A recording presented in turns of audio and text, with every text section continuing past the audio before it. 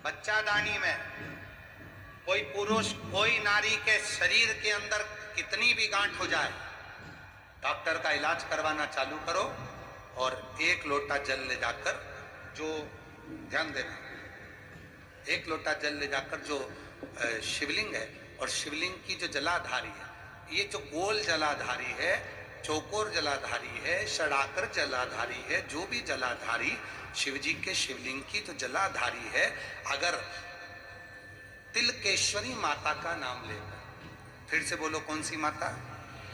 Tilkeshwari. Doctor ने कह दिया कि चेस्ट में गठान है, डॉक्टर ने कह दिया बच्चादानी में गठान है, डॉक्टर ने कह दिया शरीर में गठान है, कोई पुरुष कोई स्त्री के पूरे शरीर में कहीं पर भी गठान, तिलकेश्वरी माता के नाम से इस जलाधारी पर यदि हम शीतल जल मां जगतजननी जगदम्बा को तिलकेश्वर महादेव और तिलकेश्वरी महादेवी के नाम से जब चढ़ाना प्रारंभ करते हैं और उसी जल को सेवन करते हैं और वो गठान वाली जगह पर लगाना प्रारंभ करते हैं, 20 से 22 दिन लगेंगे, धीरे धीरे वो गठान गलते गलते गलते गलते शून्य पर आ जाए। 2 देवता का नाम स्मरण करिएगा, कौन कौन से? तिलकेश्वर महादेव और तिलकेश्वर तिलकेश्वरी माता और तिलकेश्वर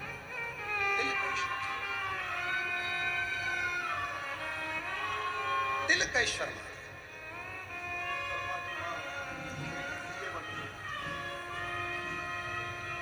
रोते नहीं मां, रोते नहीं, खुश हो जब तो बेटी सीए बन गई, अब क्या रोना? आओ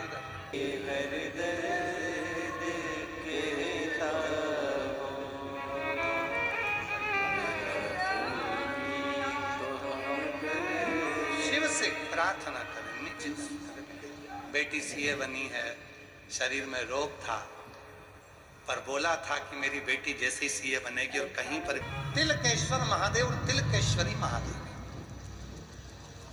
2 देवियों के नाम का स्मरण प्रत्येक घर में याद रखने वाला प्रसंग है। घर घर के बच्चों को याद रहना चाहिए। एक है अर्पणा और दूसरी है तिलकेश्वर। शरीर में कहीं गांठ हो गया, तिलकेश्वर।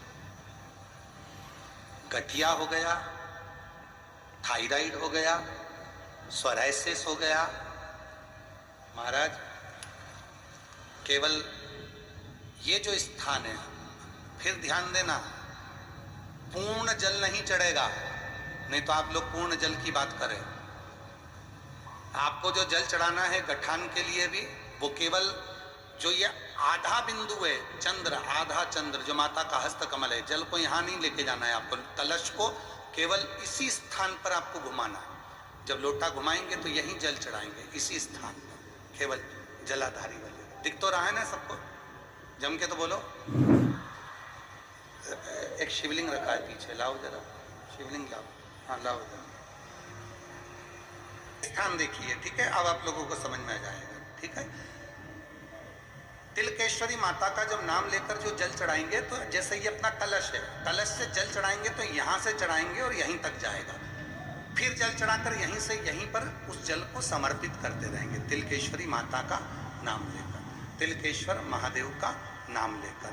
और नीचे कटोरी लगाकर रखें, उस जल को उसमें झेल कर लाएं और उस जल का सेवन करें। उसी तरह यदि थायराइड है, सोराइसिस है, या शरीर से जुड़ी हुई कोई भी तकलीफ अपने शरीर में आती है, तो दुर्वा, 7 दुर्वा 7 स्थान पर ऐसे रख दें और उसी जल को फिर चढ़ाएं। उसी 7 दुर्वा को लेकर आ जाएं, एक दिन तक एक दुर्वा को खाना प्रारंभ करो, फिर थायराइड की जांच करवाओ।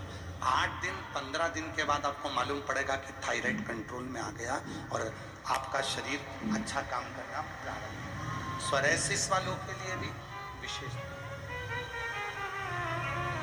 कौन सी देवी? जम के बोलो, तिलकेश्वरी माता। वर्णन आया है